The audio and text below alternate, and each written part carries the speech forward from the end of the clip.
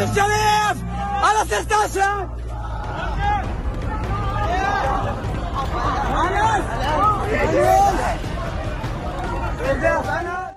It seems the echo chamber between the Israeli mainstream media and social media is encouraging this kind of direct action.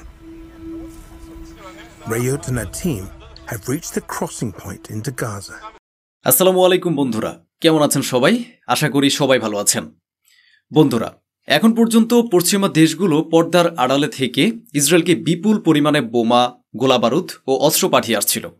কিন্তু মাত্র 22 মাসের মধ্যে পরিস্থিতি এমন হয়ে দাঁড়িয়েছে যে 100-এরও বেশি দেশ ফিলিস্তিনকে স্বীকৃতি দিতে প্রস্তুত। অন্যদিকে বহু দেশ, বিশেষ করে পশ্চিমা দেশগুলো, ইসরায়েলের বিরুদ্ধে এমন এক ফ্রন্ট খুলেছে যার ফলে ইসরায়েল অর্থনৈতিকভাবে ক্ষতিগ্রস্ত হচ্ছে, অস্ত্রের সরবরাহ কমেছে এবং ক্রমশ দুর্বল হয়ে পড়ছে।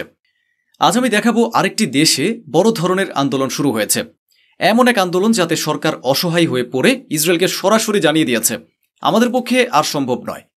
কোন দেশ ইসরায়েলকে এই ধাক্কা দিয়েছে এবং ধাক্কাটা কত বড় ছিল সেটাও দেখাবো। আপনাদের আরও দেখাবো ইসরায়েলের বেপরোয়া আচরণ। তারা আল জাজিরার তাঁবুতে বড় ধরনের হামলা চালিয়েছে, যেখানে ক্যামেরাম্যান ও সাংবাদিকরা থাকতেন এবং গাজা থেকে বিশ্বের সামনে বিভিন্ন ছবি ও খবর তুলে ধরতেন। ভাবুন তো, প্রকাশ্যেই সাংবাদিকদের হত্যা করা হচ্ছে। এতে শেষ নয়, আজ আমি দেখাবো কিভাবে নেতানিয়াহু তার অতিরিক্ত বড় বড় কথার কারণে সমস্যায় পড়ছেন।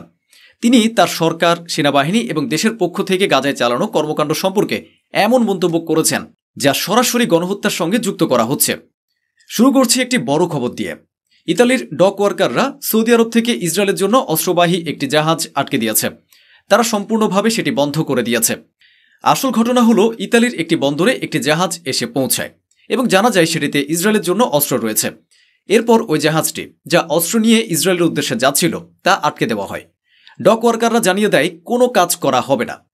ডক ওয়ার্কাররা হলেন বন্দর এলাকার কাজ করার সেই শ্রমিকরা, যাদের কাজ না করলে কোনো বন্দর চালানো কার্যত অসম্ভব। যেমন ধরুন বিমানবন্দর, যদি বিমানবন্দরের কর্মীরা কাজ না করেন তাহলে কেউ বলতে পারবে না কোন বিমান কখন, কোথায়, কিভাবে নামবে। একই অবস্থা বন্দরের ক্ষেত্রেও। ইতালিতে একটি বড় আন্দোলন শুরু হয়েছিল, যার পর ইতালির সরকার মাথা নত করতে হয়েছে এবং স্বীকার করতে হয়েছে যে এখন আর বেশি দিন তারা ইসরায়েলকে সমর্থন দিতে পারবে না। চলুন এর পরের খবর দেখুন। এই ভয়াবহ ছবিগুলো দেখুন, কি ঘটেছে।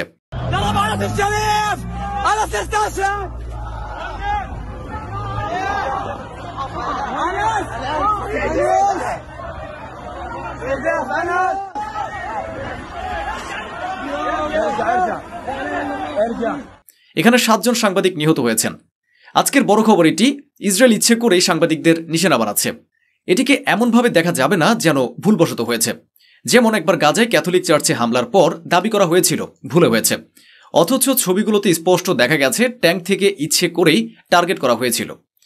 এবার দেখুন, ইসরায়েল গাজা সিটির আল শিফা হাসপাতালের ভেতরে আল জাজিরার প্রেসিডেন্ট অফিসে হামলা চালিয়েছে। এ হামলায় 7 জন সাংবাদিক নিহত হয়েছেন, যাদের মধ্যে আছেন আনসাল শরীফ, মোহাম্মদ ইব্রাহিম, মোহাম্মদ নওফেল ও মোমিন ওলোয়া। তাদের মৃত্যুর পর পরিস্থিতি অত্যন্ত খারাপ হয়ে পড়েছে। দেখুন, সাংবাদিকদের তাঁবুতে এ হামলা, এটি সীমা লঙ্ঘনের এক জ্বলন্ত উদাহরণ। এটি বড়সড় অপরাধ। আল জাজিরা ধারাবাহিকভাবে খবর দেখাচ্ছিল। এখন প্রশ্ন হলো, মধ্যপ্রাচ্যের দেশগুলো কি এই ঘটনার সমর্থনে এগিয়ে আসবে?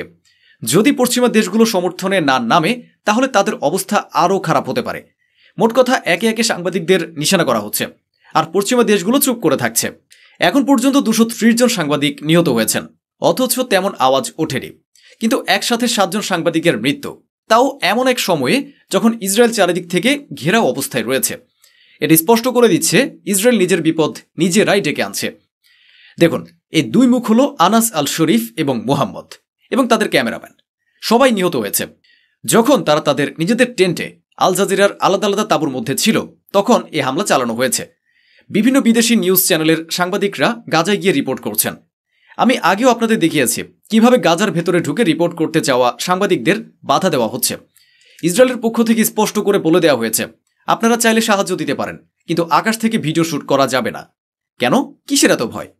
এবার দেখুন, সম্পূর্ণ ক্রু মেম্বাররাই মারা গেছেন এ হামলায়। আনাস আল শরীফ, যিনি মৃত্যুর আগে অর্থাৎ বিস্ফোরণে শহীদ হওয়ার আগে বলেছিলেন, আমার মনে হয় এখন দখলদাররা প্রকাশ্যেই গাজার উপর পূর্ণমাত্রার আক্রমণের হুমকি দিচ্ছে। তিনি 22 মাস ধরে গাজায় আছেন এবং জানাচ্ছিলেন কিভাবে গাজার ভেতরে ধারাবাহিকভাবে অনুপ্রবেশ ও হামলা চলছে। প্রতিটি ঘটনা একের পর এক ঘটছে। এখানে দেখুন কি পরিস্থিতি, দেখুন কিভাবে হত্যা করা হচ্ছে।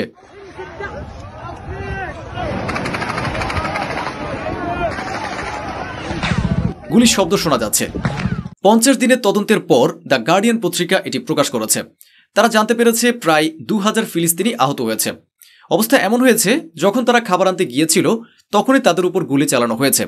1-2 নয়, একের পর এক নতুন প্রমাণ আসছে, যা দেখাচ্ছে ইসরায়েল ইচ্ছাকৃতভাবে সেই সব মানুষের উপর গুলি চালাচ্ছে যারা খাবার ও পানি নিতে গিয়েছিল। এবার দেখুন আরেকটি খবর, শুনুন ভদ্রলোক কি বলছেন। The propaganda? Look, no, I think that we've not been winning it, to put it mildly. I think there are vast forces that are arrayed against us. তিনি বলছেন, প্রোপাগান্ডার কথা যদি বলি তাহলে মৃদুভাবে বলতে হয়, আমরা পিছিয়ে পড়ছি। এর কারণ হলো সোশ্যাল নেটওয়ার্কের অ্যালগোরিদম। শুধু প্রচারের ক্ষেত্রে আমরা হেরে যাচ্ছি, অথচ বাস্তবে ক্যামেরার সামনে গুলি চালানো হচ্ছে, মানুষের প্রাণ যাচ্ছে। আল জাজিরার তাঁবুতে হামলা হয়েছে, যেখানে 7 জন সাংবাদিক নিহত হয়েছে, বহু ফিলিস্তিনি প্রাণ হারিয়েছে। মার্কিন সেনাবাহিনীর এক সদস্য ফিরে এসে স্বীকার করেছেন তার চোখের সামনেও এক ক্ষুধার্ত ও পিপাসার্ত শিশুকে গুলি করে হত্যা করা হয়েছে। অথচ এসব কিছুকে তারা বলে দিচ্ছে মিথ্যা, এটা নাকি শুধু অ্যালগোরিদমের ফল। ভাবুন তো, বেহায়াপনার পর্দা গায়ে চাপানোর পর পরিস্থিতি কি দাঁড়ায়। আরেকটি খবর, 5টি শর্ত ঘোষণা করা হয়েছে। হামাস পুরোপুরি অস্ত্র সমর্পণ করবে। হামাস সব অবশিষ্ট বন্দীদের মুক্তি দেবে।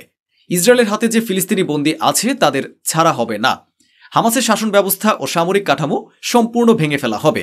ইসরায়েলি সিকিউরিটি বাফার জোন স্থাপন করা হবে, যেখানে ইসরায়েলের নিরাপত্তা বাহিনী মোতায়েন থাকবে। তারপর নাকি ধাপে ধাপে নন ইসরায়েলি গভর্নেন্সের হাতে ক্ষমতা হস্তান্তর করা হবে। কিন্তু প্রশ্ন হচ্ছে, গাজার মানুষকে কবে কিভাবে ক্ষমতা ফিরিয়ে দেয়া হবে? তাদের এই পরিকল্পনা আদৌ বাস্তবসম্মত নয়। এবার দেখুন আরেকটি ঘটনা। বার্লে মুরে স্টেডিয়ামে এক মা তার সন্তানদের নিয়ে গিয়েছিলেন, কিন্তু তাদের ভেতরে ঢুকতে দেওয়া হয়নি, কারণ শুধু এই যে তারা ফিলিস্তিন লেখা একটি টি শার্ট পরে গিয়েছিলেন, এজন্যই প্রবেশে নিষেধাজ্ঞা দেওয়া হয়েছে। শেষ পর্যন্ত তাদের ঢুকতে দেওয়া হয়নি। পরে তিনি পুরো ঘটনা জানিয়েছেন। অথচ একই সময় দেখা যায় খেলোয়াড়রা ইউক্রেনের পতাকা গায়ে জড়িয়ে প্রবেশ করছেন। রাজনৈতিক, কিন্তু কেমন রাজনৈতিক? খেলোয়াড়রা পপি পরে খেলছে, সবই চলছে, কিন্তু যখনই কেউ ফিলিস্তিনের নাম লেখা টি শার্ট পরল তাদের ঢুকতে দেওয়া হলো না। এবার শুনুন নেতানিয়াহুর আরেকটি বক্তব্য। And I think it's instructive that now many Gazans are fighting back. They're begging us, they're begging the world, free us, and free Gaza from Hamas. তিনি বলেন, আমার মনে হয় গাজার মানুষ এখন অনেক লড়াই করছে। তারা আমাদের কাছে মিনতি করছে, আমাদের মুক্ত করো, আমাদের মুক্ত করো, হামাস থেকে গাজাকে মুক্ত করো। ভাবুন তো, ফ্রি গাজার কথা বলছেন, দাবি করছেন যে তাদের লক্ষ্য গাজা দখল করা নয়, বরং গাজাকে মুক্ত করা।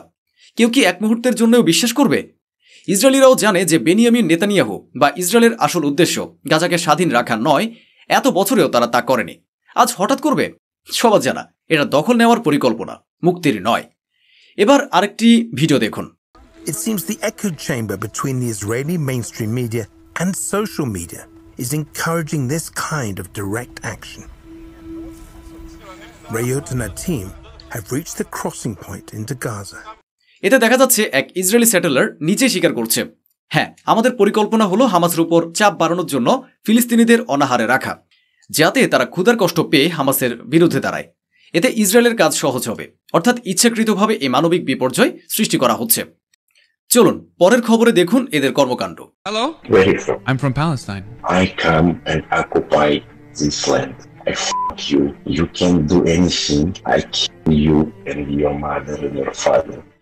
এখানে এক ইসরায়েলি স্পষ্ট হুমকি দিচ্ছে। সে এক ফিলিস্তিনি ব্যক্তিকে বলছে, তুমি ফিলিস্তিনি? শোনো, আমি তোমাকে মেরে ফেলবো, তোমার মাকে মারবো, তোমার সন্তানদের, তোমার বাবাকে, সবাইকে মেরে ফেলবো। পুরো ফিলিস্তিনকে আমরা গণহত্যা করে শেষ করে দেব। খোলাখুলি এভাবে বলছে। ভাবুন তো, এদের মানসিকতা কতটা চরম উগ্রবাদে ডুবে গেছে। আর এই ধরনের কথা শুধু কিছু চরমপন্থী নয়, সরাসরি নেতানিয়াহুর মুখ থেকেও বেরিয়ে আসছে, যা দেখায় তারা কত বড় মিথ্যাবাদী। তো বন্ধুরা, আজ এ পর্যন্তই। দেখা হবে পরবর্তী ভিডিওতে। অনেক অনেক ধন্যবাদ। সাবধানে থাকুন, সুস্থ থাকুন।